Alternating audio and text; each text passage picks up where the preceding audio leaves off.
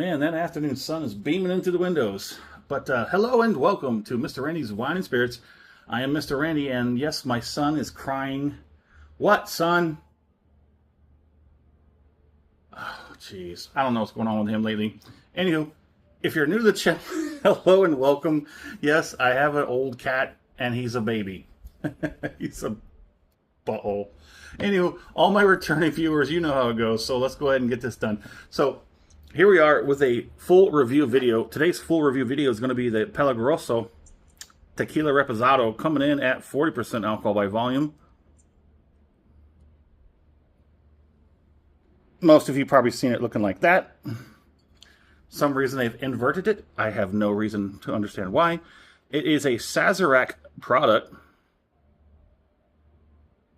Casa Don Roberto. It's kind of hard to see a lot of that. There's your NOM 1437 certified. Is there a laser code? There is. If it was a snake, it would have bit me twice right there. It's barely noticeable. I don't know if I can. Lotte Pelego 03020126. For those that needed to know that. Cork pop. Nice. And you spilled some. Okay. It's got a nice big knobby knob on it, though it is a synthetic cork. We're going to go ahead and have this pour, shall we? So this was sourced from my very local... Yeah, I don't have a bar towel. Dang it. Thought you were always prepared, Mr. Randy. Simple paratus. Peligroso Reposado. No, sorry. Anywho, Peligroso. Sorry, I wrote it wrong on my notes. Peligroso is the pursuit of adventure, or simply put, they like to say dangerous.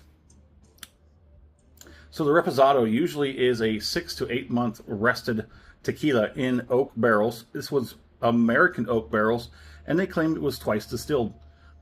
They also say they use a roller mill and autoclave. A roller mill autoclave. They say they also use stainless steel pots with copper coils. And I already mentioned that it was a Sazerac product. Mr. Randy paid $29.22 out the door from my local Twin Liquors.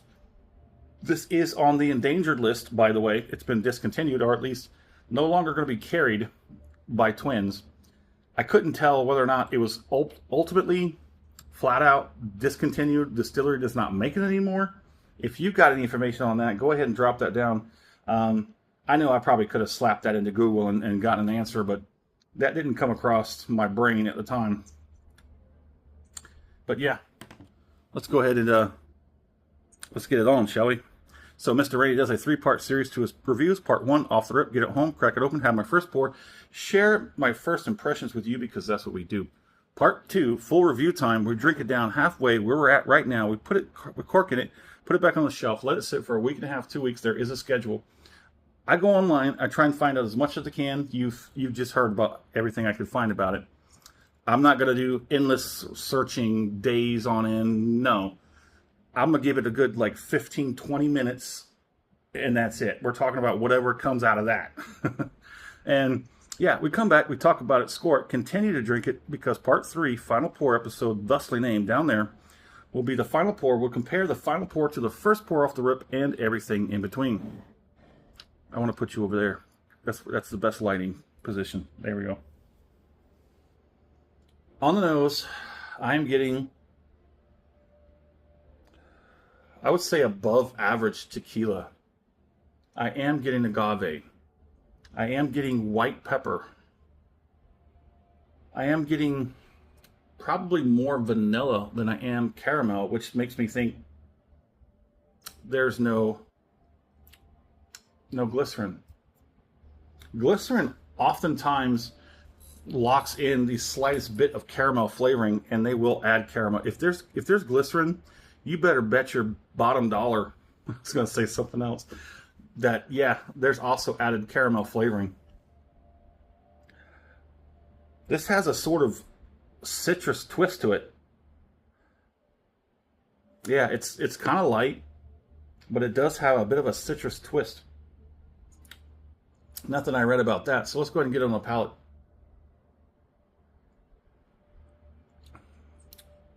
That's nice. That's actually nice. Now I'm interested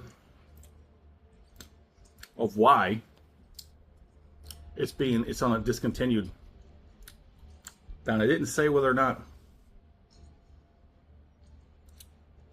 the line was discontinued. I'm gonna have to do some research on that, and I'm gonna do the research on that and come back for that on the final pour episode. Is it generally discontinued, or is Twins no longer carrying it? I have not seen this anywhere else besides Twins. The internet did say Twins would be one of the places you can find it. I didn't find it online at some of the other places it said, but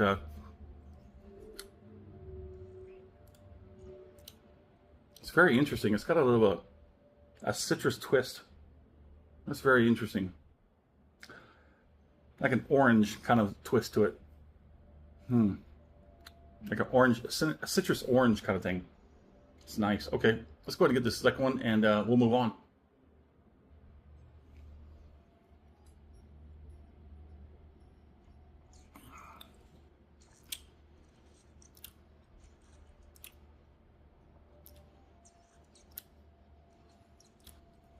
Viscosity is not too bad. It's a little loose. Coming on the palate, it's a little loose. That's fine. I am not detecting glycerin.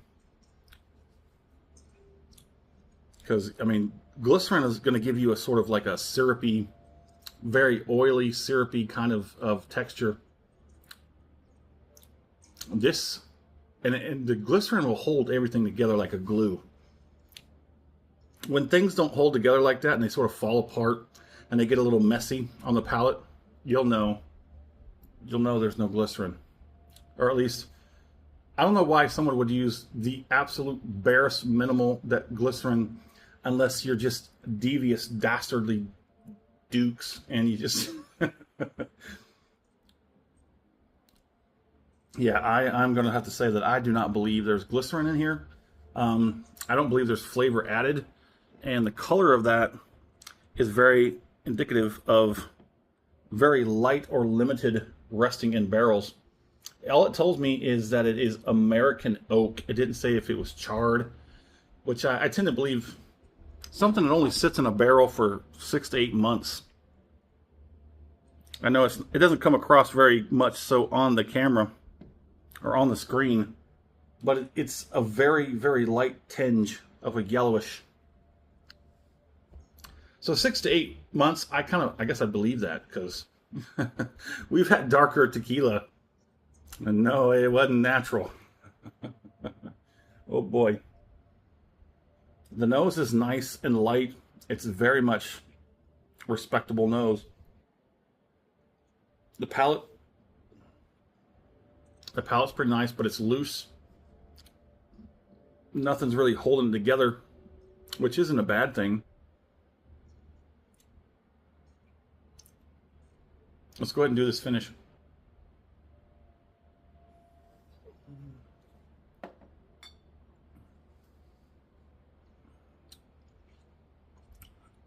Okay. If you liked the video, go ahead and hit that thumbs up button. If you haven't subscribed to the channel as of yet, go ahead and do so. That way, if you like the content enough, it'll come right to you as soon as it's uploaded and released. Do not rely on the algorithm. It's been acting wonky for a few weeks. The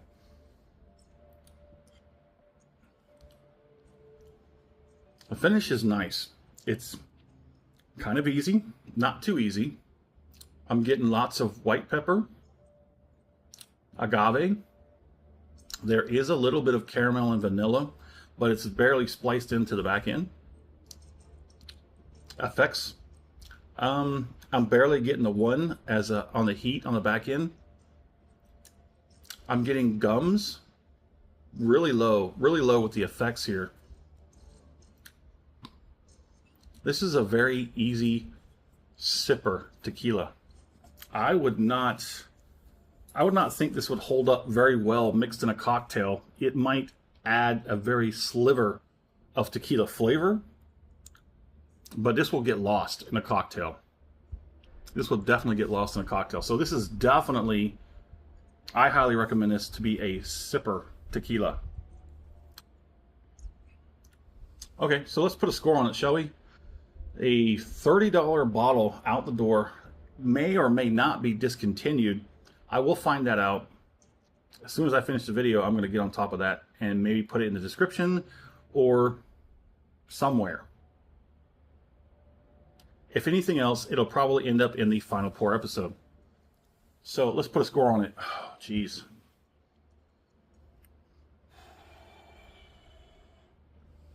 I would say between $30 and $40 is where you start off with pretty good tequila.